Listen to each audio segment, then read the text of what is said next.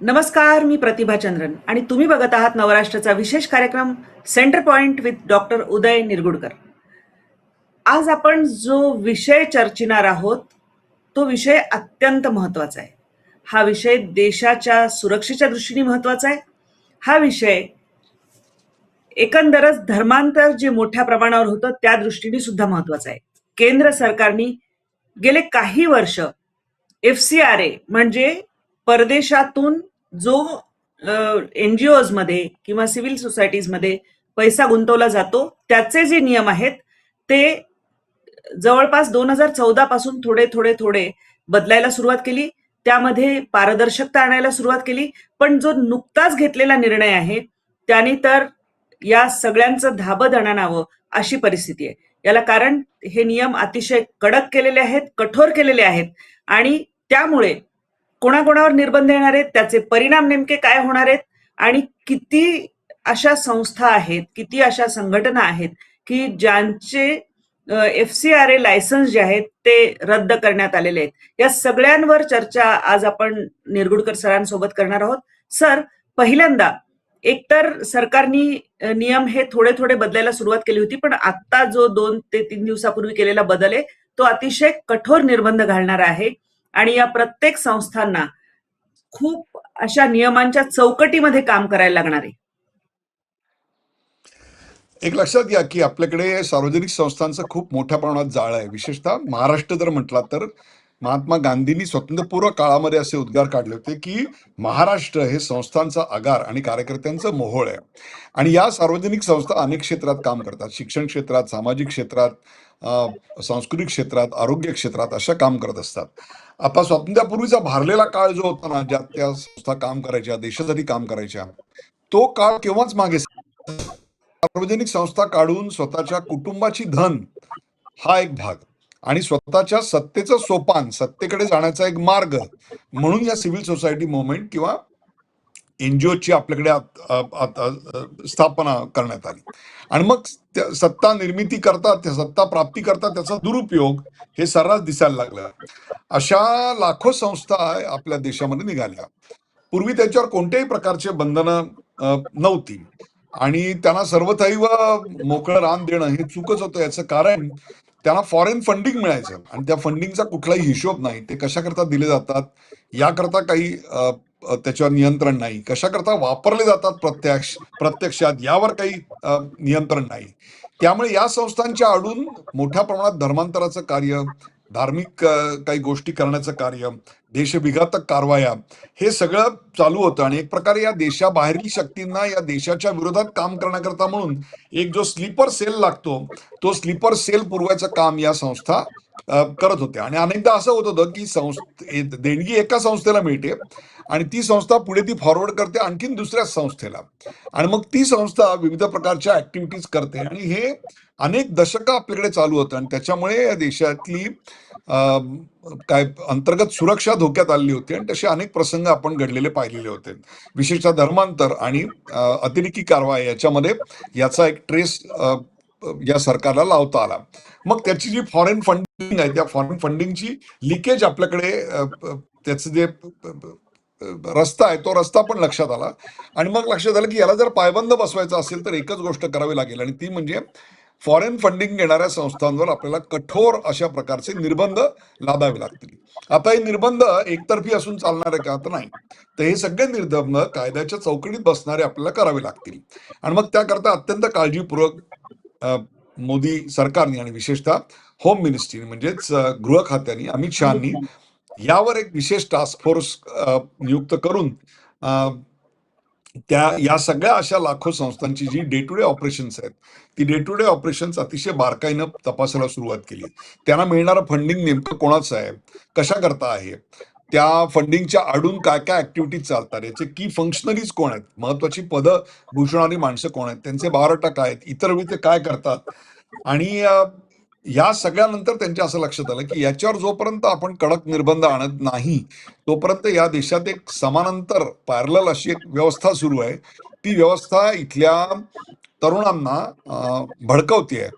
ती भडकवते कशाबद्दल? तर या देशातल्या ज्या इन्स्टिट्यूशन्स आहेत, मग ते पोलीस असेल, विद्यापीठ असेल, न्यायालय असेल, या सगळ्यांच्या विरोधात त्यांच्यामध्ये एक मतं निर्माण करते आणि मग त्यातून छोटे छोटे असंतोष देशात सतत माजत राहतात आणि देशकार्याकरता जी शक्ती उपयोगात येऊ शकते ती शक्ती आपल्याकडे असं लक्षात आलं की ती शक्ती देशविघातक गोष्टींसाठी केलेली आहे.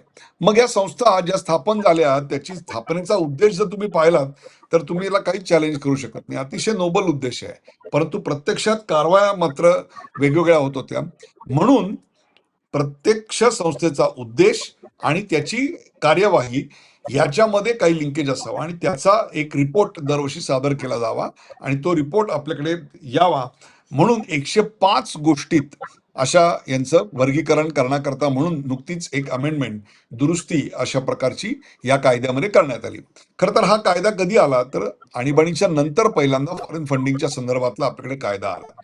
त्याच्यानंतर पुन्हा त्याच्यामध्ये 2014 नंतर अमेंडमेंट्स करण्यात आल्या. अर्थात मी ते आत्ता इतिहासात जात नाही. आत्ता नेमकं काय केलेलं आहे तुम्हाला मी सांगतो. आत्ता त्यांनी असं होय. केलेलं आहे की 5 भागात तुम्हाला तुमच्या संस्थेचं जर तुम्ही फॉरेन फंडिंग घेताय तर तुम्हाला वर्गीकरण करावं लागेल. त्या 5 वर्गीकरणाच्या गोष्टी कुठल्या आहेत तर त्यातली पहिली आहे, तुमची संस्था रिलिजियस प्रकारची ऍक्टिव्हिटी करते का, धार्मिक आहे का, सांस्कृतिक आहे का, आर्थिक आहे का, शैक्षणिक आहे का आणि सामाजिक आहे का.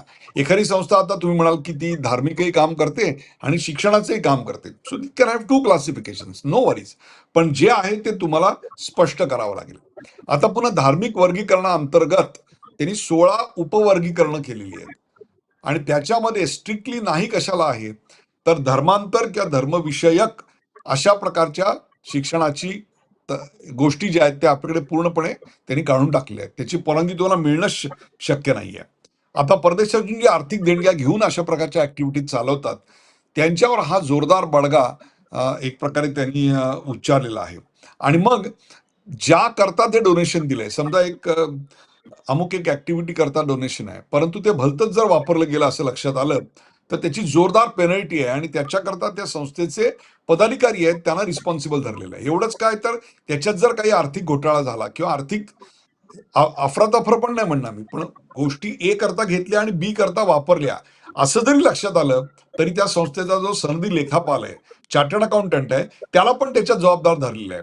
म्हणजे एक प्रकारे चारही बाजूनी अशा संस्थांची आपण नाकेबंदी केलेली आहे. तुमचे प्रोजेक्ट कुठले आहेत, विदेशी तुम्हाला फंडिंग देणारी नेमकी संस्था कुठली.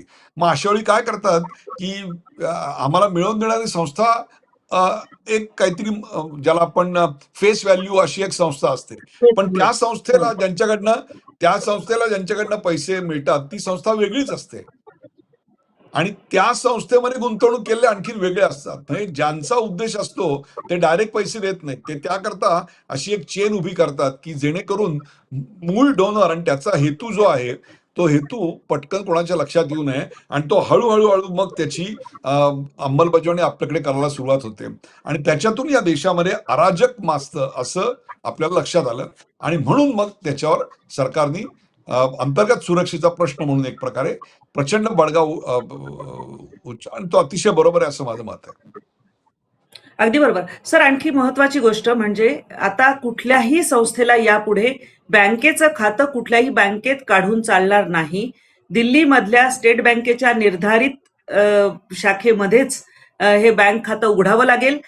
प्रत्येक वेळी जो येणारा तुमचा निधी असेल तो ज्या कारणासाठी आलेला आहे त्याच कारणासाठी खर्च करावा लागेल.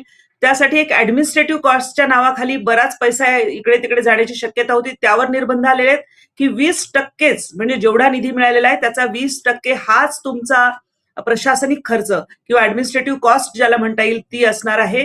याशिवाय जर कुठेही गफलत आढळली तर 30% दंड आहे लगेचच आणि जर त्याही पेक्षा जास्त काही अनियमितता आढळल्या तर त्यामध्ये सुद्धा म्हणजे सरकार जमाच प्रॉपर्टी होईल अशा पद्धतीचे. सर एक उदाहरण द्यायला पाहिजे की यापूर्वी कशा पद्धतीने चालायचं, म्हणजे अनेक संस्थांच्या ती उदाहरणं काही आहेत. म्हणजे एक छोटंसं मला आता आठवतंय त्यामुळे राजीव गांधी फाउंडेशन चं FCRAचं लायसन्स हे 2022 मध्ये रद्द करण्यात आलेलं होतं कारण झाकीर नाईक यांच्या संस्थेकडनं सुद्धा त्यांना फंडिंग होतं आणि चीन सरकारकडनं सुद्धा त्यांना फंडिंग झालेलं होतं.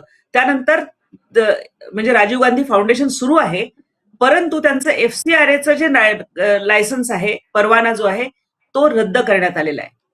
तर तुम्हाला अशी बरीच उदाहरणं माहिती असतील. अशा अशा प्रकारे लायसन्स रद्द झालेल्या संस्थांची यादी 1-2, 400-500 नाही आहे.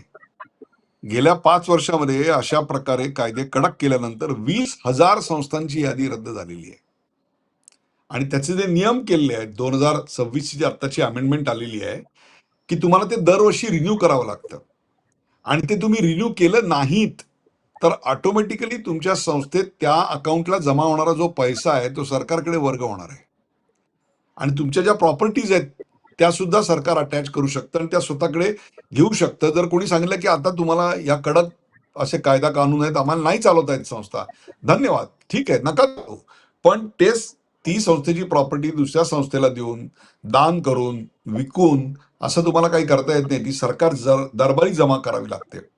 हे सगळं कसं करताय तुम्हाला मी सांगतो. तर डेफिनेटली आपल्याकडे सिव्हिल सोसायटी मुवमेंट नावाचा एक प्रकार दाखवणार नागरी सुविधा, नागरी हक्कांसाठी लढतायत, पण प्रत्यक्षात त्यातून निवडणुकींवर परिणाम होईल अशा प्रकारच्या ऍक्टिव्हिटीज करणार.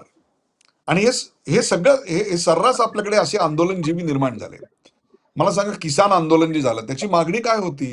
किसान आंदोलनाची मागणी होती की या देशामधले 3 किसान कायदे जे आपल्याकडे झालेले ते किसान कायदे आम्हाला मान्य नाही, ते रद्द करावेत. मग याची परिणती काय व्हायला पाहिजे होती? एंड काय व्हायला पाहिजे होता? की सरकारने ते 3 कायदे मागे घेतले अथवा मागे घेतले नाहीत. बरोबर आहे. पण प्रत्यक्षात घडलं काय? तर हजारो ट्रॅक्टर्स तुम्ही दिल्लीमध्ये 26 जानेवारीला प्रजासत्ताक दिनी घुसवलेत. आणि घुसवून केलं काय? तर ज्या ठिकाणी सकाळी झेंडावंदन झालेलं होतं, तिरंगा फडकवला गेलेला होता, संपूर्ण देशाने त्या तिरंग्याला नमन केलेलं होतं, तो तिरंगा तुम्ही तिथून उखडून टाकलात आणि तिकडे तुम्ही खलिस्तानचा झेंडा लावलात आणि खलिस्तान जिंदाबाद आणि भारत मुर्दाबादच्या घोषणा दिल्यात. हे कुठून आले होते पैसे? मग आज तुम्ही इतके दिवस दिल्लीची बॉर्डर सील करून टाकलेली होती आणि असं प्रत्येक गावात हे सगळं घडलं. मग ह्याच्यासाठी येणारा जो पैसा आहे तो आला तिथे डायरेक्ट नाही आला, तो आला कुठल्या तरी संस्थेत, त्या संस्थेतून आणखीन 3ऱ्या ठिकाणी, तिथून 4थ्या ठिकाणी आणि तिथून या ऍक्टिव्हिटीला पुरवला गेला. मग हे जर सगळं होत असेल तर मग याच्यावर कारवाई, एक काहीतरी चाप, याच्यावर काहीतरी एक बंधन नको का? मग कुठेही अकाउंट उघडणार, कुठेही काय करणार, याच्याकरता त्यांनी सांगितलं state bank of India is the only, आणि याच्यातच तुम्हाला विविध नमुन्यातच करावं लागेल. आणि 2010 पासून या विषयावर आपल्याकडे संशोधन चालू होतं आणि तेव्हा सगळ्यांचं एकमत झालं की अशा प्रकारची ऍक्टिव्हिटी आपल्याला रोखावी लागेल. आणि ती आता पूर्णपणे माझं मत आहे की आपण अंडर कंट्रोल आणलेली आहे. आपल्या इथे काही एनजीओ जे होते त्यांचे अतिशय संशयास्पद असे व्यवहार आपण पाहिलेले आहेत, की अगदी भारतातली अलंगमधली शिप ब्रेकिंग इंडस्ट्री, म्हणजे मला स्वतःला तिथे जाऊन मी एक मोठी सिरीज केलेली होती.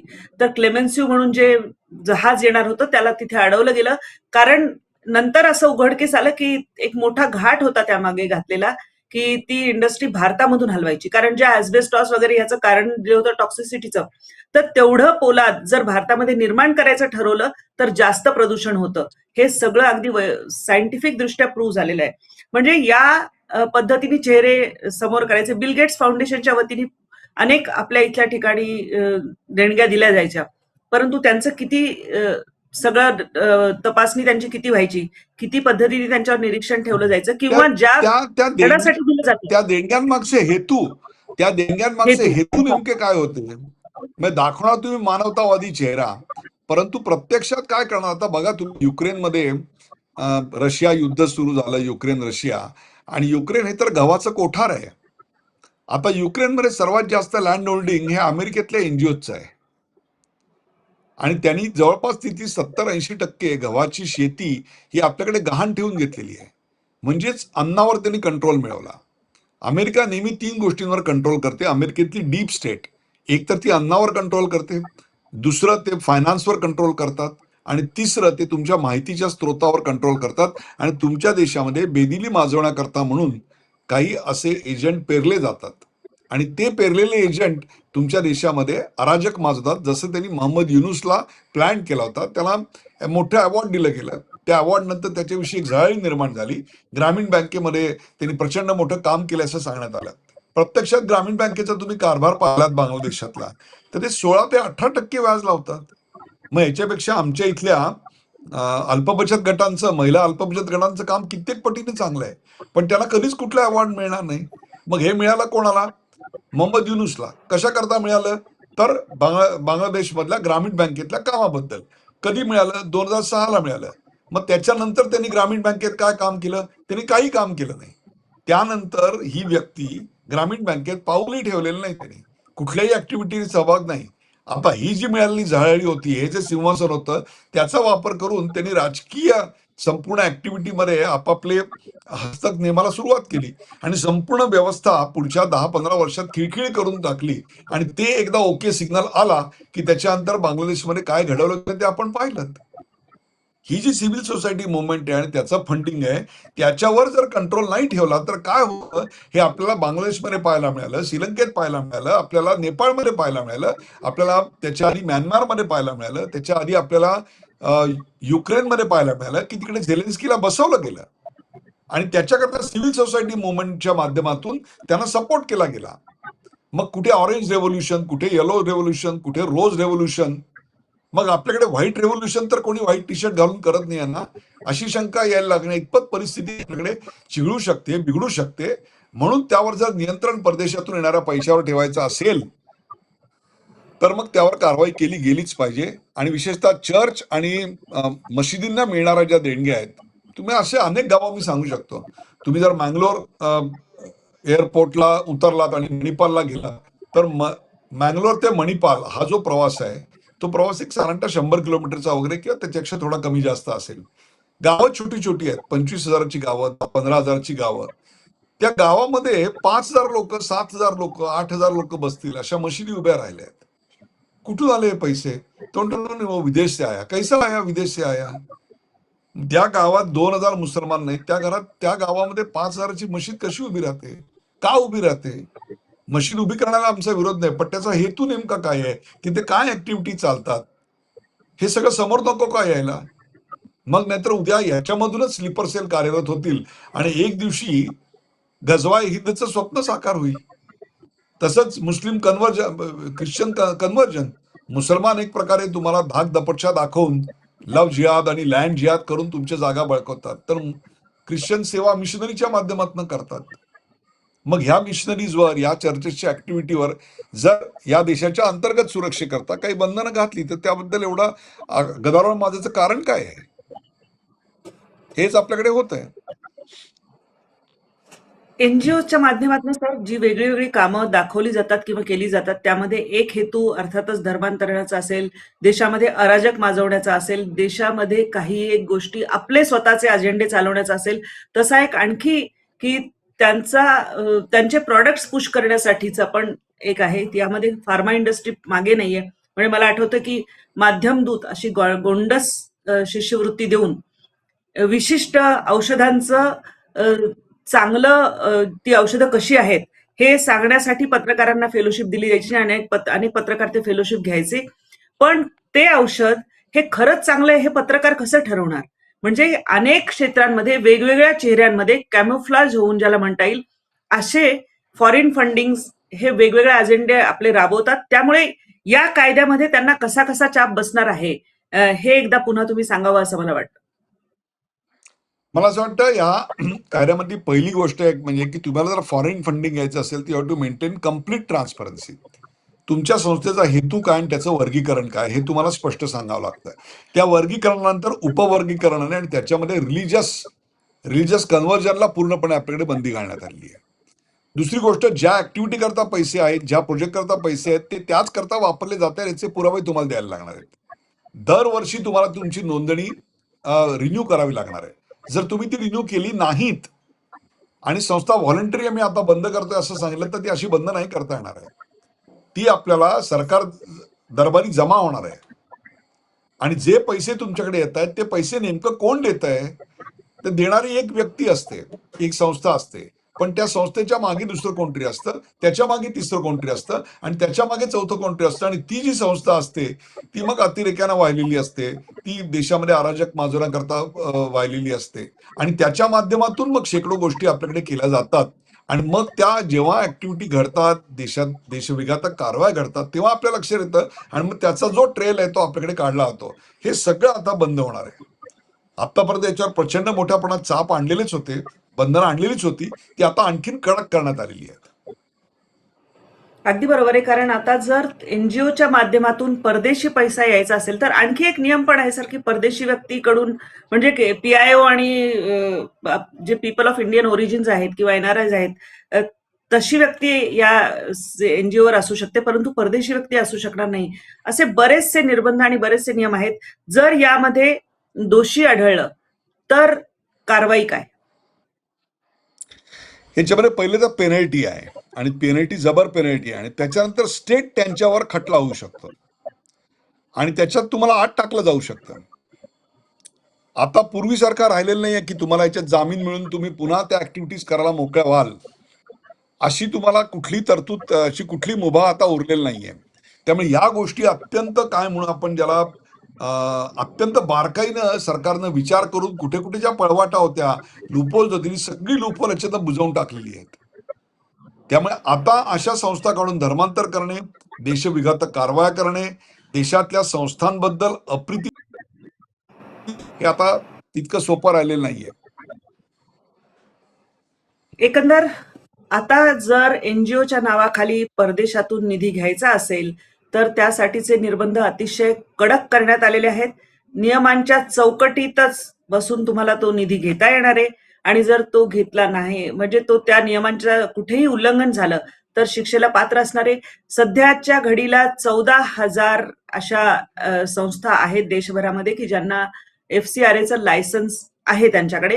गेल्या काही वर्षामध्ये जी रद्द झालेली तो आकडा सरांनी सांगितलेला होताच 20,000 आहे. कारण हे कुठे ना कुठेतरी कायद्याचं नियमांचं उल्लंघन होत होतं आणि त्या नियमांतर्गत हे करण्यात आलेलं आहे. एकंदर आपण जर बघितलं तर सर नक्षलवादासाठी सुद्धा बराच अशाच मार्गाने पैसा येत होता कुठे ना कुठेतरी. हो, देशविघातक हे जे मी म्हटलं त्यावेळेला ते जे अर्बन नक्सली जी थीम आहे त्याच्या अंडर हा पैसा यायचा. नाव असणार कला पथक, नाव गोंडस आहे की आम्ही कलेचे कार्यक्रम करतो, परंतु कला कुठली असते, कलेतनं संदेश काय आहे, कलेचं स्टेज परफॉर्मन्स मध्ये काय दाखवत आहे, त्याचा उद्देश काय आहे, तर या उद्देश या देशामध्ये अराजक माजवणे, तरुणांना या देशाच्या व्यवस्थेविरुद्ध भडकवणे, हे सगळं आता तुम्हाला सांगतो त्याला कम्प्लीट चाप लागलाय. हे अंडर स्कॅनर आलेलं आहे आणि कोणीही याच्यापासून आता वाचू शकणार नाहीये. एकंदर खूप नियमांमध्येच तुम्हाला यापुढे स्वयंसेवी संस्था किंवा एनजीओ चालवता येणार आहेत. जर विदेशी परदेशी गुंतवणूक किंवा निधी त्यासाठी घेतले, डोनेशन्स ज्याला म्हणता येईल, ते जर त्यासाठी घेतले तर ही नियमाची चौकट मोडून चालणार नाही. तुम्हाला काय वाटतं? तुमची मतं आम्हाला कमेंट बॉक्समध्ये अवश्य कळवा आणि चॅनलला सबस्क्राईब करायला विसरू नका. तूर्तास मी निरगुडकर सरांसह आपली रजा घेते. धन्यवाद. धन्यवाद.